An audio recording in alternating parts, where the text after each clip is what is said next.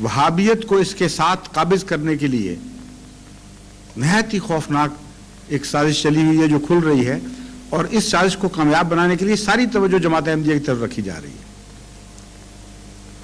کہتے ہیں یہ ایجنٹ ہیں، انا للہ، ہم ایجنٹ، اور امریکہ کا غلام ملک پاکستان بیچارہ وہ ایجنٹوں کو نیست و نابود کرنے کی کوشش کر رہا ہو، اور جو کھلا ایجنٹ ہیں ان کی غلامی کے اندر دن بدن آگے بڑھتا چلا جائے۔ اتنی سی بات بھی کسی کو سمجھ نہیں آتی، مجھے سمجھ نہیں آتی، پھر کیا ہو گیا عقلوں کو؟ یعنی آپ غور کریں کہ امریکہ کی مرضی کے خلاف آج پاکستان کی موجودہ حکومت ایک لمحہ کے لیے نہیں جی سکتی۔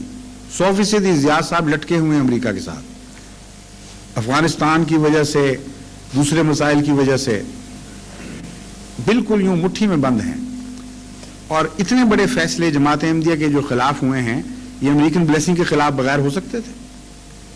امریکہ چاہتا تو مارشل لا کے بعد پھر ڈیموکریسی میں جا سکتے تھے۔ یہ فیصلے پہلے سے زیادہ سخت ہو کے داخل ہوئے ہیں، اور ہر دفعہ جب اسٹیٹ ڈپارٹمنٹ کو ہم نے کہا، احتجاج کیا، ہم نے کہا ہم جان رہے ہیں کہ تم لوگوں کی شرارت ہے ساری، اب پتہ چل جائے گا جب مارشل لا ہٹے گا کہ یہ بدماشی جو ہو رہی ہے یہ بھی ساتھ ہٹی ہے کہ نہیں، اس وقت ہمیں سمجھ آ جائے گی۔ ہاں یہ کریں گے، وہ کریں گے۔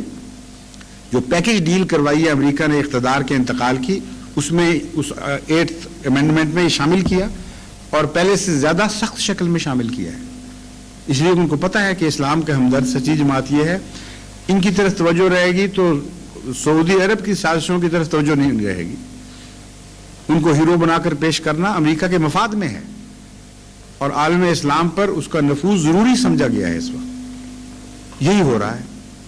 اب بتائیں، اس جماعت احمدیہ کو نکال دیں بیچ میں سے تھوڑی دیر کے لیے، یہ جو اتحاد ثلاثہ ہے اس کو توڑ کے دکھائیں، یہ کہاں میری بات جھوٹی ہے؟